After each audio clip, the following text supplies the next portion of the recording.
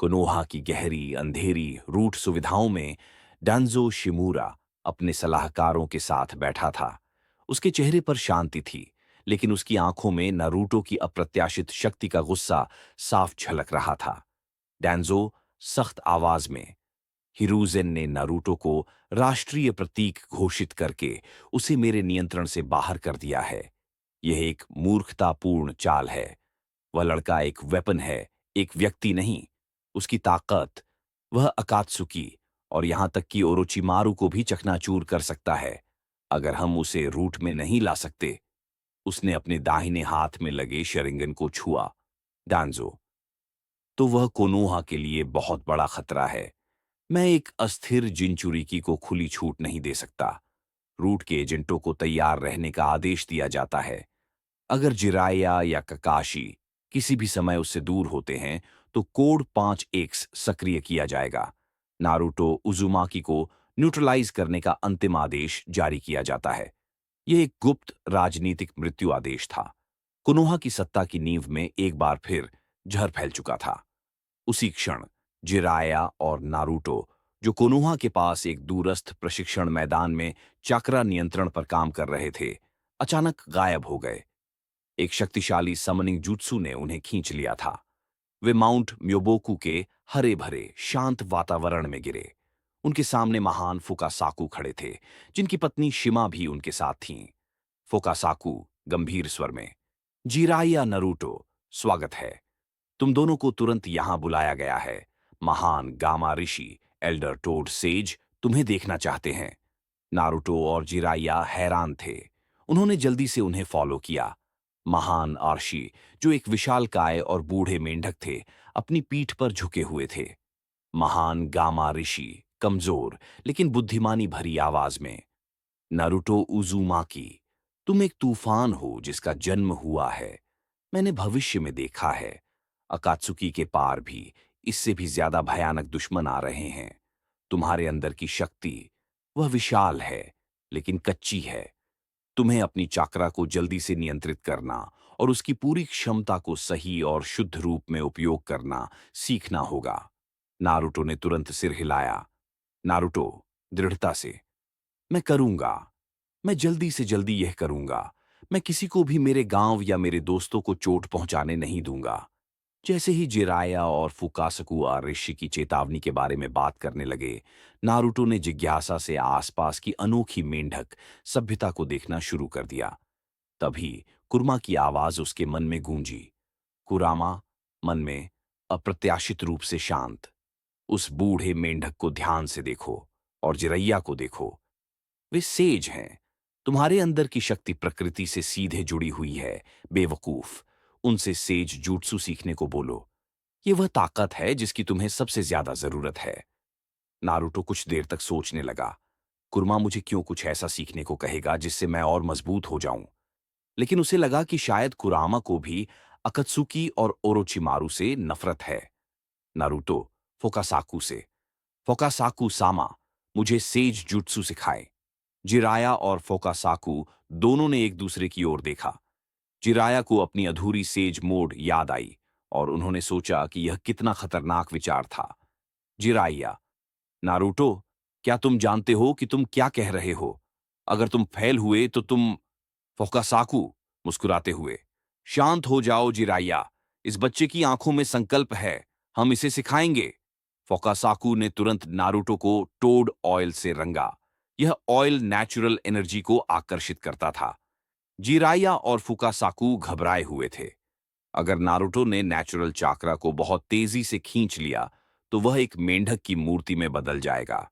लेकिन जैसे ही तेल ने उसकी त्वचा को छुआ, नारुतो ने नेचुरल चाक्रा को एक झटके में अंदर खींचना शुरू कर दिया।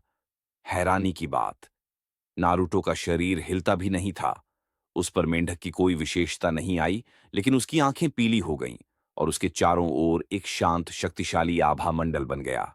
जिराया, हैरान होकर, यह यह असंभव है। उसने इसे तुरंत अवशोषित कर लिया, लेकिन वह बदला क्यों नहीं?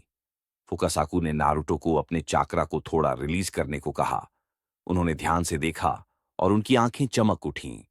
फोकासाकू मुस्कुराते हुए, जिराया, देखो, इस बच्चे का चाकरा यह नेचर के खुद के चाकरा जैसा ही बन गया है। यह अपूर्ण है, हाँ, इसे सही आकार और रूप नहीं मिल पा रहा, लेकिन यह नेचर की ऊर्जा को एक दोस्त की तरह स्वीकार करता है, दुश्मन की तरह नहीं। यह बच्चा सेज मोड के लिए पैदा हुआ है। नारुतो ने अगले 2 दिनों में ही परफेक्ट सेज मोड में 2 महारत हासिल कर ली। उसका सेज मोड जिराया से भी ज्यादा स्थिर और शक्तिशाली था। जिराया गर्व और विस्मय से, वाह, मुझे अपनी सेज मोड को परफेक्ट करने में महीनों लग गए थे। ठीक है, नारुतो, अगर तुमने इसे इतनी जल्दी सीख लिया है, तो मैं भी तुम्हें कुछ देता हूं। मेरे पास अब समय है कि मैं अपनी सेज मोड को परफेक्ट करूं और तुम्हें तुम्हारी सबसे बड़ी विरासत सौंपूं। चिराया ने एक टोड को बुलाया, उसके पेट पर से एक जटिल स्क्रोल निकाला। वह कुर्मा की सील की चाबी थी। जिराया, जाओ नरूटो, अब तुम इतने मजबूत हो कि कुरामा से बात कर सको और उससे लड़ भी सको, लेकिन मुझे उम्मीद है कि तुम किसी और से मिलोगे। नरूटो ने सील के गेट पर ध्यान केंद्रित किया। जैसे ही उसने चाबी को सील में डाला, चक्रा का एक विशाल विस्फोट हुआ। नारुतो की चेतना एक बार फिर कुरामा के अंधेरे पिंजरे के सामने थी, लेकिन इस बार पिंजरे के सामने एक सुनहरे बालों वाला आदमी खड़ा था। वही आदमी जिसकी तस्वीर होकागे कार्यालय में थी। मिनाटो नमिकाजे, शांत, आंखों में आंसू लिए। तुम बहुत बड़े और ताकतवर हो गए हो नरूटो। नरूटो भ्रमित था। उसकी आंखें चौड़ी हो गईं। कोई उससे ऐसे बात कर रहा था जैसे वह उसका कोई रिश्तेदार हो। वह मिनाटो और खुद के बालों के रंग की समानता पर कुछ कहने ही वाला था कि मिनाटो मुस्कुराए, एक ऐसी मुस्कान जो नारुतो को तुरंत अपनापन महसूस करा गई। मिनाटो, प्यार से, मुझे पता है कि तुम क्या सोच रहे हो।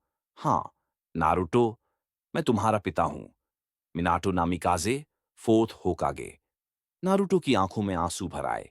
वर्षों का अकेलापन, उपेक्षा और मॉन्स्टर होने का कलंक अचानक गायब हो गया। उसके पिता एक हीरो थे। नारुतो बिना कुछ सोचे समझे भागकर मिनाटो के गले लग गया। मिनाटो ने उसे कसकर पकड़ लिया।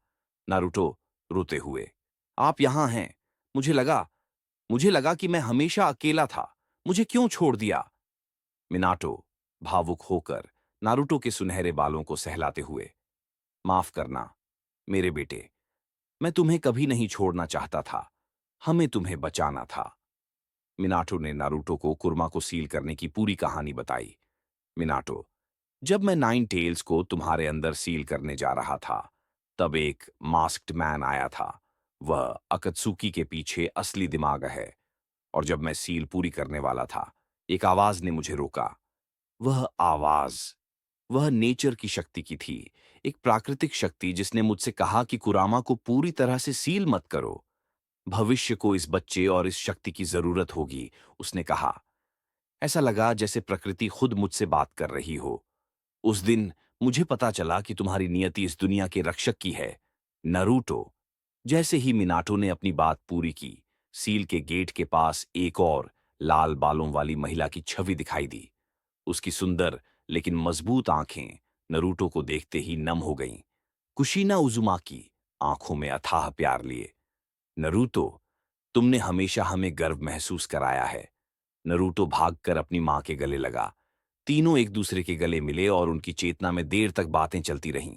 जन्म की कहानी, कुर्मा का हमला और माता-पिता का अंतहीन प्यार। यह उन सभी वर्षों के दर्द और अकेलेपन का उपचार था।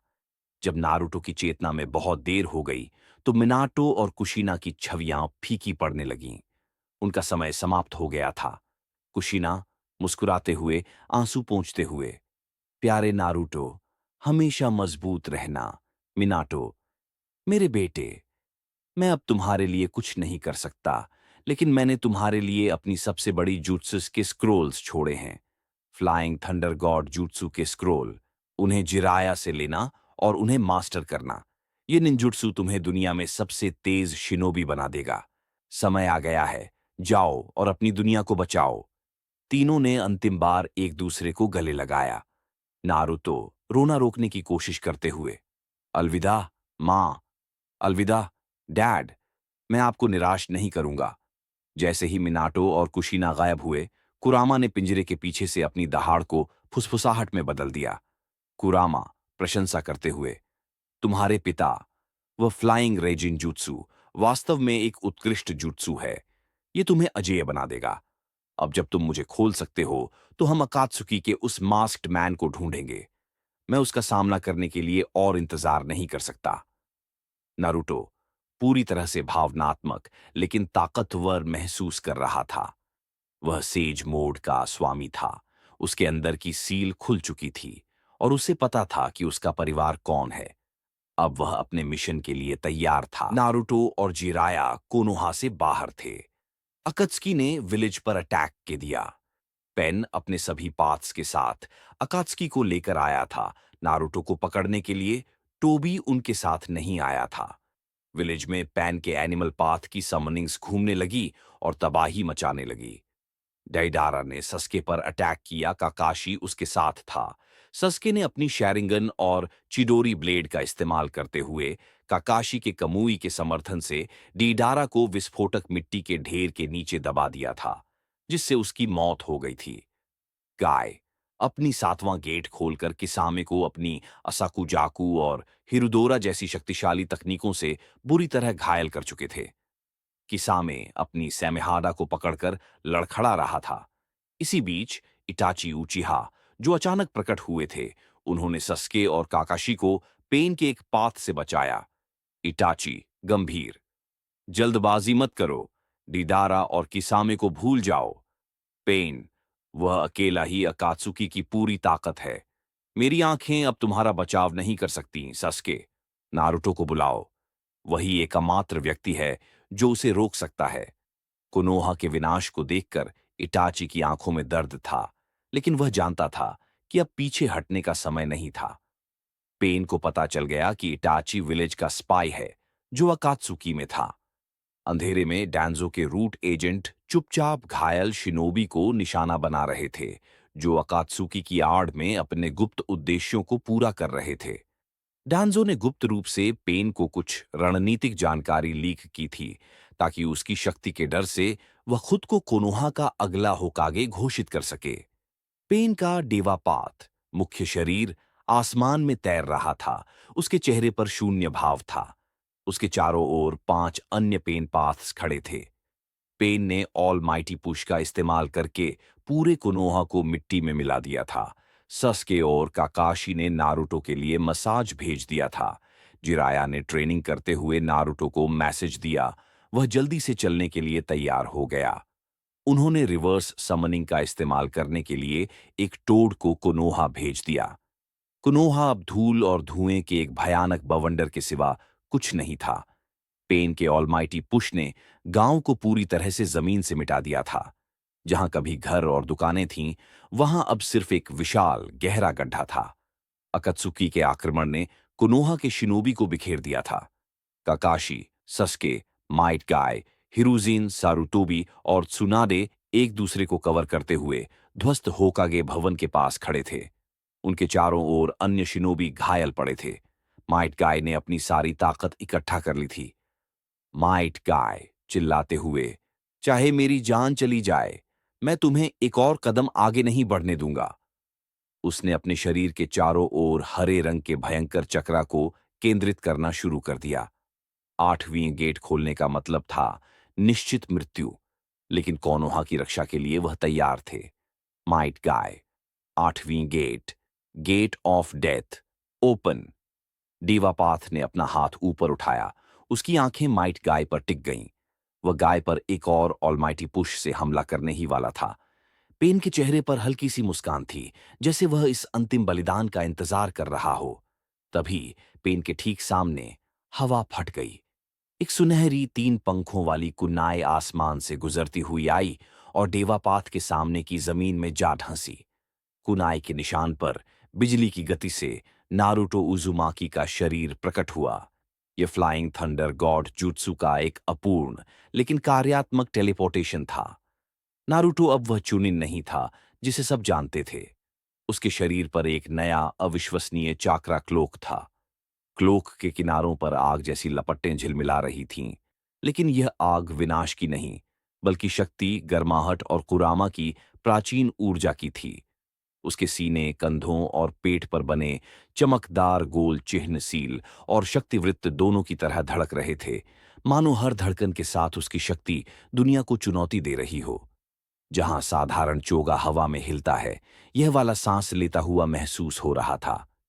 नारुतो के हर श्वास के साथ इससे सुनहरी चिंगारियां निकलती और हवा में तैरती चली जाती, मानो प्रकाश के कण उसके पूरे अस्तित्व से बह रहे हों। उसकी आंखें चमकदार, सुनहरी और लोमड़ी जैसी, धुएं और राख को चीरती हुई आगे देख रही थीं। जैसे जैसे वह हल्का सा भी हिलता, उसके चारों ओर चक्रा की लपटें हवा को चीरती हुई घूमा करतीं, मानो उसकी शक्ति को रोक पाना अब संसार के बस में नहीं रहा। उसके शरीर से निकलने वाली शुद्ध शक्ति ने पेन के चाकरा को भी क्षण भर के लिए दबा दिया था।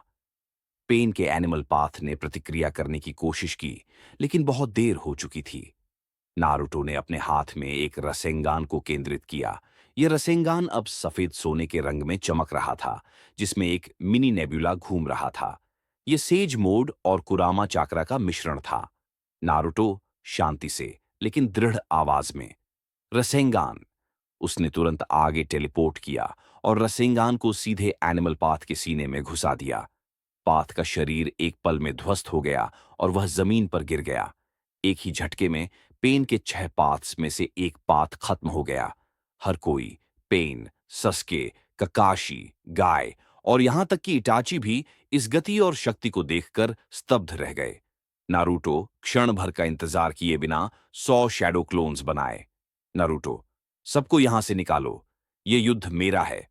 क्लोन तुरंत घायल शिनोबी को बचाने और उन्हें कवर देने के लिए फैल गए। नारुतो खुद डेवा पाथ के सामने खड़ा हो गया। उसके नए चाक्रा क्लोक की लपटें विनाश के गड्ढे पर नाच रही थीं। उनके ठीक पीछे रिवर्स समनिंग jutsu का एक और भयंकर गोला फटा। जिराइया अब अपने परफेक्ट सेज मोड में गामाबुंटा, फुकासाकु और उनकी पत्नी शिमा के साथ खड़े थे, और गामाबुंटा के 2 और विशाल भाई भी उनके साथ थे।